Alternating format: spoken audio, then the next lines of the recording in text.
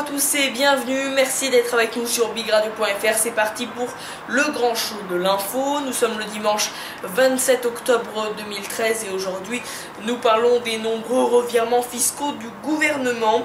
Et oui, l'alignement des prélèvements sociaux sur certains produits d'épargne n'est pas la seule décision fiscale sur laquelle le gouvernement est déjà revenu depuis 2 mois et qui pourrait ne pas être la dernière. Face au mécontentement des épargnants et de l'opposition sur l'alignement des prélèvements sociaux des PEA, PEL et de certains contrats d'assurance vie, le gouvernement a fait marche arrière ce week-end en revenant sur cette mesure controversée. Les PEA et l'épargne salariale ne seront plus concernés par cette uniformisation.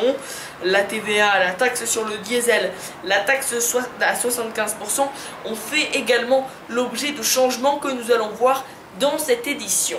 Alors premièrement, la taxe sur le diesel qui est donc mise sur le côté, malgré le cafouillage mi-septembre au cours duquel Bernard Cazeneuve, ministre du budget, a dû corriger les affirmations de 2 de ses collègues. Le gouvernement a renoncé à toute augmentation de la fiscalité sur le diesel, classé cancérogène par l'OMS, et ceci avant 2015.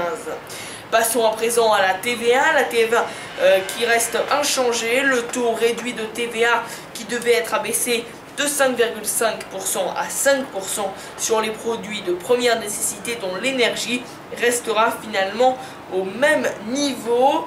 À présent nous parlons également de l'écotaxe, on en a parlé hier, l'écotaxe repoussée puis maintenue. Cette taxe sur les camions de plus de 3,5 tonnes circulant sur plus de 15 000 axes principaux hors autoroute à péage avait été décidée à l'issue du Grenelle de l'environnement sous l'ancienne majorité. Elle devait entrer en vigueur le 1er octobre mais a été repoussée au 1er janvier par le gouvernement qui a évoqué des dysfonctionnements persistants et un manque de préparation du dispositif et d'anticipation des difficultés sous le précédent gouvernement. Cette taxe qui est aussi entre 13 et 17 centimes selon le kilomètre selon les régions de France provoque la colère des transporteurs et du monde agricole. D'ailleurs, je vous conseille de revoir l'édition d'hier soir pour en savoir un petit peu plus. Et puis enfin, la taxe à 75% retoquée, et oui, payée par l'employeur et non plus par le salarié. Cette taxe temporaire s'applique aux salaires dépassant 1 million d'euros par an, un des poids forts de la campagne de François Hollande. Cette idée de taxer les riches en période de crise est devenue un vrai casse-tête pour le président. Retoquée l'an dernier par le Conseil constitutionnel, elle est aujourd'hui vivement contestée dans le monde du football et je vous ramène encore une fois à notre émission de jeudi soir. Les clubs professionnels qui ont même voté donc une grève de la Ligue 1 et la Ligue 2 fin novembre doivent donc être reçus à l'Elysée jeudi, mais pour l'instant, eh bien, François Hollande joue la fermeté. La loi fiscale n'a pas encore été votée, mais lorsqu'elle le sera, elle doit être la même pour toutes, et je dis bien toutes les entreprises. Voilà donc ce qu'a déclaré François Hollande, qui recevra les footballeurs, en tout cas les représentants des footballeurs, jeudi. À présent, nous passons au bloc-notes, à commencer par Obama, qui savait depuis 2010 que Merkel était espionnée.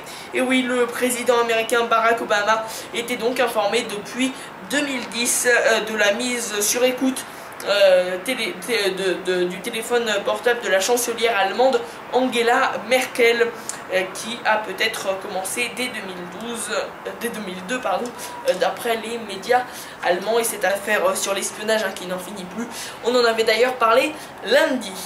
Voilà, c'est la fin de cette édition. Merci à tous et toutes de l'avoir suivi et à demain pour de nouvelles informations. Bonne fin de soirée à tous et bonne fin de week-end également. Affaire sur l'espionnage américain qui n'en finit donc plus. On en avait parlé d'ailleurs.